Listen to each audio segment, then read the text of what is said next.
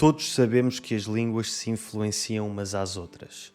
Por exemplo, se viste o meu vídeo sobre a história da língua portuguesa, sabes que, embora o português tenha nascido do latim, ao longo da sua história foi sofrendo influência de línguas como o árabe e o tupi-guarani, entre outras. A forma mais comum de influência entre línguas são os empréstimos lexicais, ou seja, as palavras que uma língua adquire de outras línguas. Hoje em dia vemos esse tipo de situação um pouco por todo o mundo, com as palavras que vêm do inglês, os chamados anglicismos. Palavras como software, marketing, benchmark, etc. Mas a influência de uma língua sobre outra não se manifesta só em empréstimos de palavras. Também se manifesta a nível da gramática e, por vezes, até da fonética. Por exemplo, acredita-se que este R, que eu e a maioria dos portugueses pronunciamos como se nos estivéssemos a engasgar, tenha aparecido por influência do francês, algures a partir do século XVIII. E tal como uma língua pode influenciar outra diferente, também variantes de uma mesma língua se podem influenciar entre si. No vídeo de hoje, vamos ver como é que o português do Brasil está a influenciar o português de Portugal e porquê. Começamos pelo porquê. Porquê é que o português do Brasil tem tanta influência na forma como falamos em Portugal? Por onde é que começo? O Brasil é o quinto maior país do mundo a nível de área e o sétimo maior a nível de população. Dos cerca de 240 milhões de falantes nativos de português que existem no mundo, quase 90% são brasileiros e apenas cerca de 4% são portugueses e os restantes distribuem-se pelos outros países de língua oficial portuguesa. O Brasil é o colosso do mundo lusófono. Disso não há dúvidas.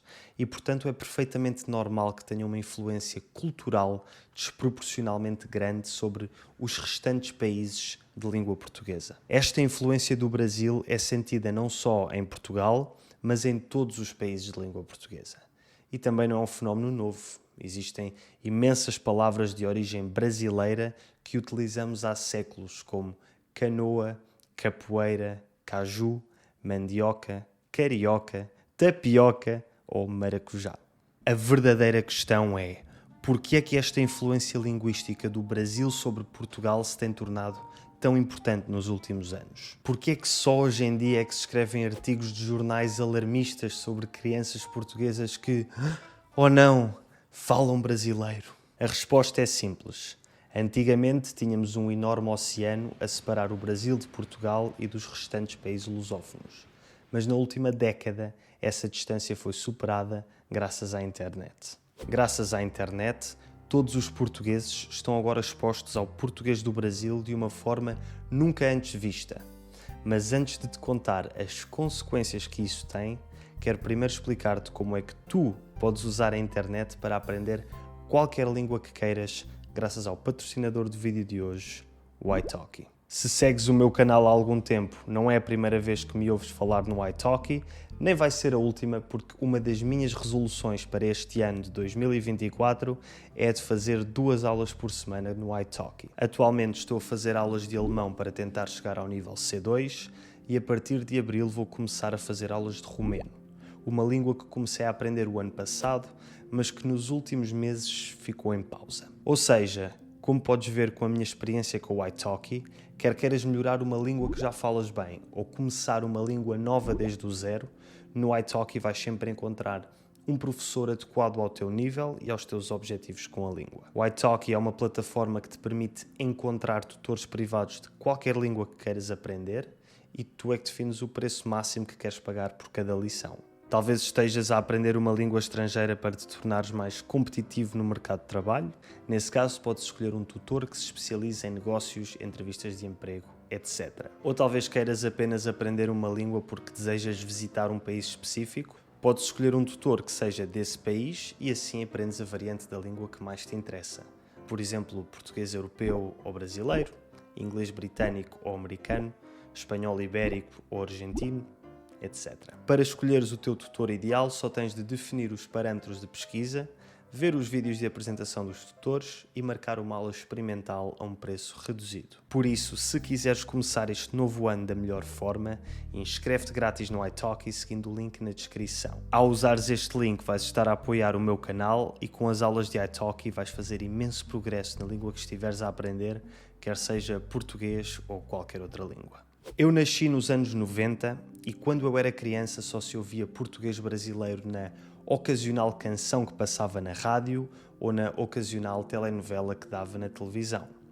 Mas hoje em dia toda a gente tem um smartphone e todos os jovens passam horas e horas em aplicações como o YouTube, TikTok e Instagram. Ao serem portugueses, estes jovens vão naturalmente ter tendência a consumir conteúdo online em português.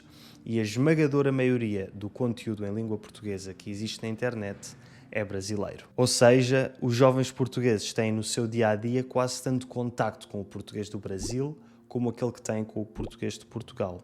Quase como se fossem bilíngues destas duas variantes da língua. Isto faz com que seja natural que acabem por usar palavras, gramática e até pronúncia brasileira quando falam entre si. Mas esta influência não se limita às crianças. Hoje em dia, toda a gente passa horas e horas na internet e toda a gente em Portugal consome muito conteúdo brasileiro. Como tal, é normal ver muita gente nos seus 20, 30 e 40 a deixar escapar um ou outro brasileirismo nas suas conversas do dia-a-dia, mesmo até de forma intencional. Já vimos porque é que o português brasileiro é tão omnipresente em Portugal, mas como é que esta sua influência se manifesta? Como já disse, a manifestação mais evidente é a utilização de palavras e expressões brasileiras por parte de portugueses, sobretudo crianças e jovens. Como relatado pelo artigo do Diário de Notícias de 2021, hoje em dia é comum ouvir jovens portugueses usar palavras brasileiras quando falam com os seus amigos e referirem-se à relva como grama, ao autocarro como ônibus e até aos repousados como bala. A palavra risca é agora uma listra, o eletrodoméstico que conserva os alimentos no frio passou de frigorífico a geladeira e quando os jovens se dirigem a alguém, esse alguém agora é um cara. Isto são exemplos de palavras comumente usadas no Brasil a serem adotadas em Portugal por crianças mais jovens e num contexto mais informal. Mas como eu já disse, este tipo de influência acontece a pessoas de todas as idades e não se limita à adoção de vocabulário. Também a gramática sofre alguma influência brasileira e por vezes há portugueses que dizem coisas como ir num lugar em vez de ir a ou para um lugar, sou grato em vez de estou grato ou estou agradecido. Também se começa a perder um pouco a mesóclise, que é uma forma gramatical em que o pronome é colocado entre a raiz e a terminação do verbo quando este é conjugado no futuro e no condicional. Ou seja, formas verbais como dir-te-ia e ver-nos-emos são por vezes ditas como diria-te ou te diria e veremo-nos ou nos veremos. Aqui confesso que não sei se isto acontece por influência brasileira ou simplesmente por este tempo verbal ser complicado e, portanto, haver uma tendência a cair em desuso, como aliás já aconteceu com as conjugações verbais na segunda pessoa do plural, o vós, em quase todo Portugal. Falo sobre isso neste vídeo, se te interessar. E tal como o pronome pessoal vós caiu em desuso em Portugal, também os pronomes de complemento indireto lhe, lhes e vos são cada vez menos utilizados. Por exemplo, eu disse-lhe passa muitas vezes a eu disse a ela, ou então eu disse-lhes passa para eu disse a eles. Há quem em vez de dizer comprei-vos uma prenda, diga comprei uma prenda para vocês. Eu próprio já dou por mim muitas vezes a dizer com vocês em vez de convosco, que seria a versão portuguesa. Por exemplo, vou viajar com vocês em vez de vou viajar convosco. E não podemos falar de gramática sem falar do gerúndio.